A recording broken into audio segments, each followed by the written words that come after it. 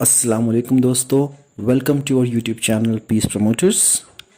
दोस्तों, हमारे इस चैनल को सब्सक्राइब करना मत भूलिएगा और अगर आपको हमारा ये वीडियो पसंद आए तो इसे ज़रूर लाइक कीजिएगा और शेयर कीजिएगा। और अगर आपको इस वीडियो से रिलेटेड कोई सवाल हो, कुछ क्वेश्चन हो तो कमेंट बॉक्स में डाल करके हमें बताइएगा, हम ज़रूर आपके सवाल का जवाब देंगे। तो दोस्तों, आज हम एक बहुत ही इम्पॉर्टेंट, बहुत ही अहम टॉपिक डिस्कस करने वाले हैं, जो कि है हम सब एक हैं और हमारा बनाने वाला भी एक है। हम सब एक है, हमारा ईश्वर, हमारा सृष्टिकर्ता, हमारा खुदा, हमारा भगवान भी एक है। दोस्तों, हम में से अक्सरियत भले ही किसी भी धर्म से हो, irrespective of caste, colour and religion, इस बात को हम नेचुरली मानते हैं कि हम सब एक हैं, हमारा बनाने वाला एक है। ये एक नेचुरल नॉलेज है। देखिए, जब हमारे ईश्वर ने हमें बनाया है तो उसने हमारे अंदर उसकी नॉलेज पहले से ही डाल रखी है। जैसे कि किसी फ़ोन में इनबिल्ट मेमोरी होती है, उसी तरह हमारे अंदर ये एक इनबिल्ट नॉलेज है कि हर इंसान नेचुरली इस बात को मानता है, नेचुरली अपने ईश्वर को पहचानता है और इस बात को मानता है कि वो एक है। सो दोस्तों, ऐसे नहीं है कि भाई हिंदू का भगवान कोई और है, मुसलमान का भगवान कोई और है, ईसाई का भगवान कोई और है। ऐसा नहीं है। अगर ऐसे होता तो फिर हिंदू का भगवान एक अलग से दुनिया बना के हिंदू को रख लेता, मुसलमान का भगवान एक अलग से दुनिया बना के मुसलमान को रख लेता, ईसाई का भगवान एक अलग से दुनिया बना के ईसाई को रख लेता। पर ऐसा तो नहीं है। हम सब देखते हैं कि हम एक ही ज़मीन पर रहते हैं, एक ही आकाश के नीचे रहते हैं, सबके लिए कॉमन बारिश होती है। ऐसा नहीं है कि भाई मुसलमान के लिए अलग बारिश हो रही हो, हिंदू के लिए अलग बारिश हो रही हो, ईसाई के लिए अलग बारिश हो रही हो, ऐसा नहीं है।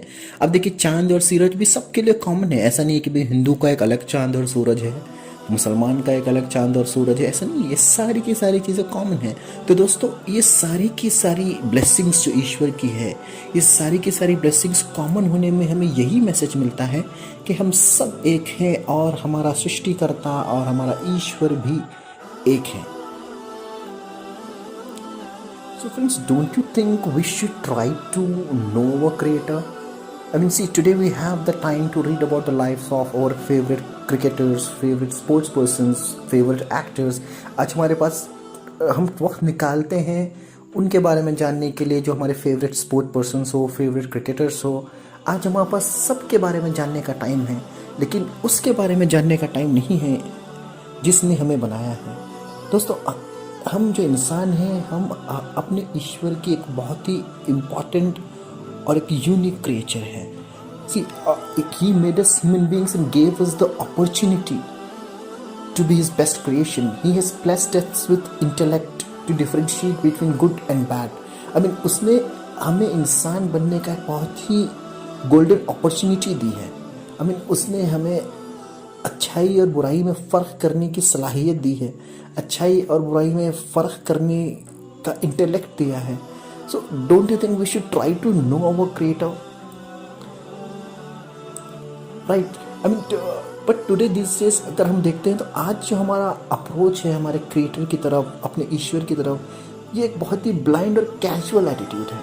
आई मीन, हम ईश्वर को लाइट ले चुके हैं, बहुत ही कैजुअल एंड ब्लाइंड हमारा एटीट्यूड होता है। I mean, for most of us, this is a boring topic. क्या है बोरिंग टॉपिक लेकर के बैठे हैं भाई? कुछ लोग इस टॉपिक को डिस्कस ही नहीं करना चाहते। बोरिंग टॉपिक किसी के लिए अनइम्पॉर्टेंट टॉपिक है, गैर ज़रूरी, बेकार की बातें हैं। Why should you talk about all this things, हम कहते हैं। और किसी के लिए, I mean, God has become an object of entertainment. यानी आज अक्सरियत के लिए गॉड एक एंटरटेनमेंट की चीज़ बन चुकी है। बस फेस्टिवल्स आए, हम नाचे गाएँ, एंजॉय करें और फिर दैट्स इट, लाइट ले लें। और किसी के लिए बस तकलीफ़ें, मुश्किलें आ जाएँ तो बस गॉड को पुकार लें, दैट्स इट। उससे बढ़कर और कुछ नहीं रहा है। But sisters, do you think, I mean, is it a fair approach? I mean, isn't it unfair to have such an attitude about our creator? I mean, ये क्या ऐसा करना सही है, कंप्लीटली अपने बनाने वाले को भूल जाना और लाइट ले लेना? चलिए एक एग्जाम्पल के साथ समझते हैं। और एग्जाम्पल के लिए समझिए, आपका बर्थडे है, आप सुबह उठते हैं और देखते हैं कि आपके सामने एक बहुत ही खूबसूरत तोहफा रखा हुआ है, बहुत ही खूबसूरत कवर में है, लेकिन उस पर नाम नहीं लिखा है कि किसने दिया है। तो आप क्या करेंगे my dear brothers and sisters? आप ये बात मालूम करने की कोशिश करेंगे कि वो गिफ्ट आपको किसने दिया है, या फिर आप बस ऐसे ही उस गिफ्ट को लेकर के यूज़ कर लेंगे? ऑब्वियसली आप ये मालूम करने की कोशिश करेंगे कि सरप्राइज गिफ्ट आपको किसने दिया है। माता ने दिया है, पिता ने दिया है, किसने दिया, हम सब इस बात को जानने की कोशिश करेंगे। तो वैसे ही my dear brothers and sisters, हमारी ज़िंदगी भी एक बहुत ही प्रीशियस और एक बहुत ही खूबसूरत तोहफा है। तो आपको नहीं लगता कि हमें इस बात को जानने की कोशिश करनी चाहिए कि इस खूबसूरत तोहफे को हमें किसने दिया है, वो कौन है। चलिए एक और एग्जाम्पल लेते हैं। एग्जाम्पल के लिए समझिए कि भाई बच्चे हैं, जैसे बड़े होते हैं, समझिए अगर अपने पेरेंट्स को कम्प्लीटली इग्नोर कर दे, कम्प्लीटली भूल जाएं, तो क्या फेयर होगा? Is it fair on the part of children to ignore their parents completely? Of course no. तो सिमिलरली ब्रदर्स एंड सिस्टर्स, जिसने हमें बनाया है उसको कम्प्लीटली इग्नोर कर देना, उसको कम्प्लीटली भूल जाना, उसके बारे में बिल्कुल भी नहीं जानना, this is unfair. Rather, I say we should be very passionate, we should be very enthusiastic to know about our creator. हमें बहुत ज़्यादा ये एक पैशन, एक स्पिरिट होनी चाहिए अपने बनाने वाले को जानने के लिए। तो चलिए दोस्तों, अब हम कुरान की कुछ आयतों पर पॉन्डर करते हैं, कुछ आयतों को सुनते हैं और उन्हें समझते हैं। يا أيها الناس إنا خلقناكم من ذكر وأنثى وجعلناكم شعوبا وقبائل لتعارفوا إن أكرمكم عند الله أتقاكم। सो दोस्तों, अल्लाह ने इस आयत में कहा है कि ए इंसानों, ए मानवजात, ए मनुष्यों। अल्लाह ने ये नहीं कहा है कि ए मुसलमानों, जी नहीं, अल्लाह ने कहा है ए इंसानों। सारे इंसानों से अल्लाह एड्रेस कर रहा है। सारे इंसानों से अल्लाह कह रहा है ए इंसानों, हमने तुम सबको एक ही मर्द और एक ही औरत के जोड़े से पैदा किया है, यानी एक ही ह्यूमन कपल से पैदा किया है। और तुम्हें हमने नेशंस और ट्राइब्स में बनाया है ताकि तुम एक दूसरे को पहचानो, यानी किसी को गोरा, किसी को काला, अलग अलग तरीके के अल्लाह ने इंसान बनाए हैं ताकि हम एक दूसरे को पहचाने।